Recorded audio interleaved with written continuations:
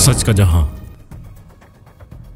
कराची से bureau chief काजी मोहम्मद आसिफ रजा की report के मुताबिक सिंध हुकूमत के DGSBCA अब्दुल रशीद सोलंकी की मुबैना गफलत कोरंगी में गैर कानूनी तामीरात अरूज पर Sindh building control authority SBCA के डायरेक्टर जनरल अब्दुल रशीद सोलंकी की मुबैना गैर जिम्मेदारी के बाइस कोरंगी में गैर कानूनी तामीरात का सिलसिला अपने अरूज पर है। बारहा खबरें चलाने के बावजूद भी कोई एक्शन नहीं लिया गया। अल्लाहवाला टाउन में गैर कानूनी तामीरात रियासत के अंदर रियासत की अक्कासी कर रही है, जहां कानून की खुल्लम खुला खिलाफ वर्जी हो रही है। जराये के मुताबिक कोरंगी में SBCA के अफसरान और बिल्डर माफिया के दरमियान मुबैना गठजोड़ ने गैर कानूनी तामीरात को तेज कर दिया है। हालिया दिनों में डिप्टी कमिश्नर कोरंगी मसूद भुट्टो की जानिब से जारी करदा अहकामात और FIRs के बावजूद मखसूस बिल्डर्स अपना काम जारी रखे हुए हैं, जिनमें दिल्ली, पंजाब, सौदागरान से ताल्लुक रखने वाले अफराद भी शामिल हैं।